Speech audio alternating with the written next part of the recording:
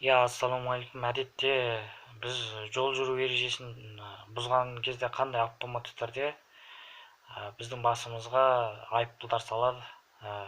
Ол мына сияқты смарт камералардың арқасында іске асады.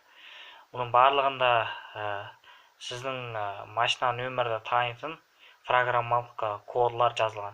Бұл тек қана машина емес, адамның түр-түсінде танитын етіп жазып шығуға болады бұл кодларды. Бұл программалау тілдерінің арқасында іске асып отырған жұмыс. Бұнда сіздің басыңызға қандай машина тіркелген, сіздің атыңызда қандай машина бар, қашан жол жүру ережесін бұздыңыз, барлығы көрсетіледі. Өздеріңіз көріп отқандай экранда. Автобус мысалы өз бағытына келе жатыр, оны дұрыс көрсетіп тұр. Ана қара Мерседес жол ережесін бұзды. Оған автоматты түрде, яғни айыппұл жазылды деген сөз. Оның иесінің атына айыппұл жазылды. Бұның бәрі автоматты түрде жүзеге асады.